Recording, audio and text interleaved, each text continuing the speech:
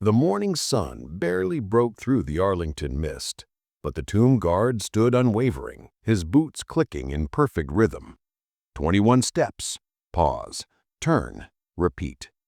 A crowd watched hushed as his rifle gleamed against the sacred marble of the tomb of the unknown soldier. Then came the shout, sharp and venomous, from a man in a suit worth more than most people's homes. "You're just a prop," he sneered, stepping over the rope, his voice daring the guard to flinch. The crowd froze, sensing a storm. What no one knew, not the tourists, not the man's trembling assistant, was that this tomb guard, silent and stoic, had faced enemy fire in Syria and carried scars no one could see. And in seconds, one reckless act would unravel a billionaire's empire and reveal a truth about power no money could buy. Before we dive into this story, where are you watching from? Let us know in the comments. And if you believe that values like honor, courage, and sacrifice still matter, join us in keeping their legacy alive.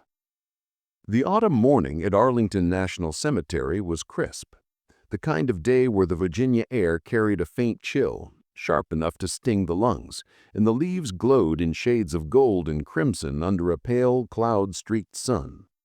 The cemetery stretched across rolling hills, its rows of white headstones standing like silent sentinels, each one etched with names, dates, and stories of sacrifice. At the heart of this sacred ground stood the tomb of the unknown soldier, its marble surface gleaming with a quiet, unshakable dignity. A crowd of tourists, families, and veterans gathered at a respectful distance, their voices hushed, their footsteps soft on the stone plaza. Some clutched guidebooks, others held cameras, but all felt the weight of the place, a place where history wasn't just remembered, but lived. Ryan Mitchell, a sentinel of the tomb, moved with a precision that bordered on the mechanical, yet carried a profound grace. 21 steps, a pause, a sharp turn, the click of his polished boots echoing in the stillness, the rifle shifting from one shoulder to the other with textbook accuracy. His navy blue uniform was immaculate, every crease sharp, every button gleaming.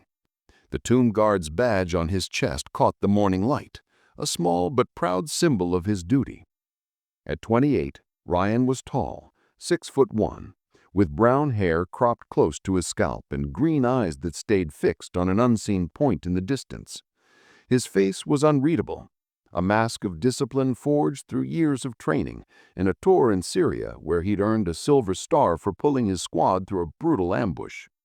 His scars, both visible and hidden, were carried with the same quiet resolve as his rifle. The crowd watched in reverent silence. A young boy, no older than 8, tugged at his father's sleeve, his voice a loud whisper. "Dad, why does he walk like that? Doesn't he get tired?" The father, a broad-shouldered man in a flannel jacket, knelt beside his son, his voice low but warm. "It's about respect, Tommy, for the soldiers who gave everything and never came home. Those guys in the tomb, they don't have names anymore, but he's making sure we don't forget them." Nearby, an elderly man stood with his teenage granddaughter, his worn coat adorned with a regimental pin from World War II. Harold Bennett, 78, had seen combat in the Pacific, and his weathered face held a mix of pride and sorrow as he watched Ryan's measured steps.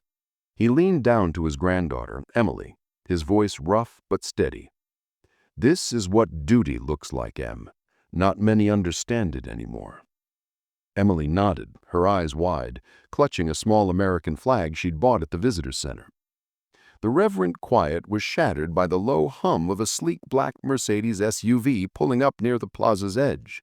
Its polished surface reflected the golden leaves, and its presence felt out of place, like a shout in a library. The driver, a nervous man in a black suit named Davis, scrambled to open the rear door, but Victor Langston was already stepping out, his impatience radiating like heat. At 55, Victor was the embodiment of corporate power. Silver hair swept back with meticulous care, a bespoke charcoal suit tailored to his lean frame, and a Rolex Daytona glinting on his wrist, its gold face catching the sun. His gray eyes, sharp and calculating, scanned the scene with a mix of disdain and boredom.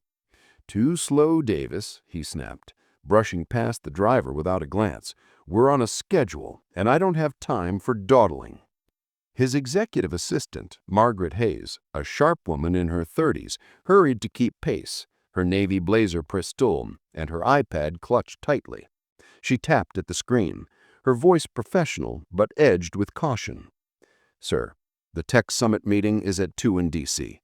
We could have handled this remotely. Save some time." Victor waved her off, his tone sharp. "I don't trust photos or virtual tours. Margaret, if Langston Innovations is going to host the biggest AI summit this city's ever seen, I need to see the space myself." He gestured dismissively at the cemetery, though why anyone would pick this dusty old graveyard over a modern conference center is beyond me. Victor's voice carried, slicing through the hushed reverence like a blade. A few tourists glanced over, their brows furrowing. A woman in a red coat whispered to her husband, "Who does he think he is?" Harold Bennett's jaw tightened, his hand resting protectively on Emily. He'd heard men like Victor before, men who thought their wealth made them untouchable. Victor strode toward the tomb, his polished shoes clicking loudly on the stone path, drawing more eyes. Margaret trailed behind, her expression tense, her heels clicking softer but no less urgent. "Sir, this is Arlington National Cemetery. It's not just a venue. It's a graveyard." "Margaret," Victor cut her off, his scoff loud enough to turn heads, "a monument to the past. My company is reshaping the future. AI, quantum computing, global markets. That's real power. This," he waved at the tomb, his Rolex flashing, "this is a tourist trap, plain and simple." The crowd's murmurs grew, a mix of discomfort and irritation. A man in a veteran's cap standing near his wife muttered, "Typical D.C. hotshot. Thinks he owns the place." A young couple with a stroller stepped back, the mother whispering, "This guy's trouble." Harold leaned toward Emily, his voice barely audible. "Some folks think money buys respect. They're wrong." Victor, oblivious to the growing unease, stopped just beyond the velvet rope that separated the crowd from the tomb's plaza. His eyes narrowed as he studied Ryan, who continued his march with unwavering precision. "Look at this guy," Victor said, his voice loud enough to carry across the plaza. "A living statue. What's the point of this?" Margaret shifted uncomfortably, her fingers tightening around her iPad. "Sir, the tomb guards are elite soldiers."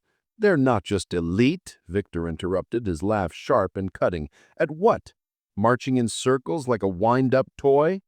My engineers code algorithms that run the world, while this guy plays dress-up for selfies." He pulled out his phone, snapping a quick photo of Ryan.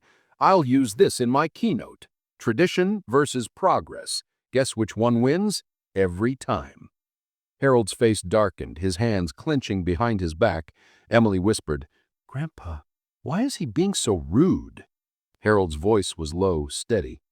"He's got money, Em, but no class. Men like him don't understand sacrifice." The crowd's tension grew palpable. The father explained to his daughter, "That man's not supposed to talk like that here. It's disrespectful." Victor, sensing the attention, leaned into it, his voice rising. "You know, Margaret, in Silicon Valley, we'd automate this job. A robot could march better than this guy and cost less."